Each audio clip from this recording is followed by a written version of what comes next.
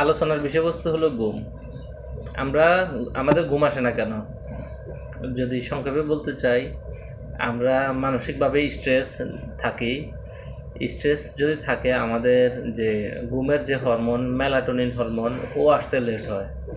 স্ট্রেসে থাকলে আমাদের শুধু শুধু বিভিন্ন জিনিস করতে ইচ্ছে করে, যেমন আমাদের মোবাইল দেখা, আমাদের লাইট জ্বালিয়ে রাখা, তারপরে আরেকটা জিনিস যে শুধু শুধু যে কারোর সাথে অ্যাংরি ভাব নেওয়া, হ্যাঁ, যে অ্যাংরি মোডে থাকা, এই বিষয়গুলো আমাদের সমস্যা সৃষ্টি করতেছে। তো এই জন্য আসলে আমাদের যেটা করতে হবে সেটা হলো যে আমরা যদি মানসিকভাবে আমরা যদি যে স্যাটিসফ্যাকশান আনতে পারি শরীরের মধ্যে, মনের মধ্যে, হ্যাঁ, আমরা যদি অপরকে ক্ষমা করে দিতে পারি, আমরা যদি সন্দেহপ্রবণ না হই, আমরা যদি অতিরিক্ত যে ভালো আমরা অনেক সময় আছে যে এরকম যে আমরা অতিরিক্ত ভালোবাসি কাউকে, অতিরিক্ত ভালোবাসতে যাই আমরা অতিরিক্ত সন্দেহ পোষণ করি, যে এই জিনিসগুলো থেকে আমরা আসলে ফিরে আসতে হবে।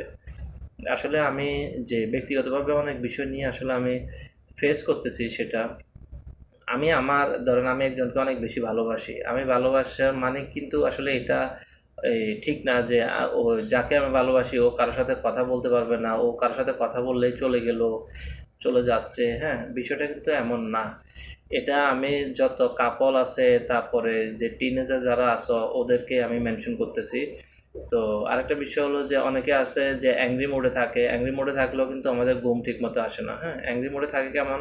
অ্যাংরি মোডে থাকে, তারপরে আরেকটা মুড আছে এরকম যে শুধু শুধু যে দুশ্চিন্তা করবে, হ্যাঁ, স্ট্রেসে থাকবে, যে আমার জামাই ওদের দিয়ে দিচ্ছে, আমার জামাই থেকে সব নিয়ে যাচ্ছে, আমার এরকম করলো কেন, আমার এরকম করলো কেন, এরকম বিষয়গুলো, আমার শাশুড়ি এমন, আমার শ্বশুর এমন, এই বিষয়গুলো নিয়ে অনেকে আছে, এগুলো নিয়ে যে বেশি টেনশন করে, ওদেরও ঘুম আসে না রাত্রে, হ্যাঁ। আমার জামাই বাইরে আছে, কি করতেছে না করতেছে, কোথায় কোন বিপদ হলো না হলো, মানে যা হবার নয় ওইটা নিয়েও চিন্তা করে শুধু শুধু। তো এই বিষয়গুলো নিয়ে আমরা আশা করি যে এই চিন্তা ভাবনা কম করব আমরা, হ্যাঁ। এখন এই বিষয়গুলো নিয়ে আমাদের চিন্তা ভাবনা যখন আমরা কম করবো, আমরা যখন যে পিছনে যা হয়েছে, যে আমরা যদি এভাবে যদি চিন্তা করি যে what is done is done, যা হবার তা হয়ে গেছে, হ্যাঁ, আমি এখন সামনের দিকে ফোকাস করব। আরেকজনের জন্য আমি নিজে কষ্ট পাবো কেন?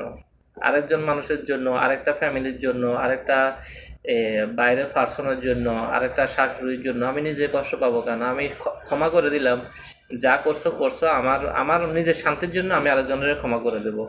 এই বিষয়টা যদি আমরা সহজভাবে যদি নিতে পারি, আমাদের মনের মধ্যে শান্তি আসবে, আমাদের ঘুম ভালো হবে, আমাদের শরীর ভালো থাকবে।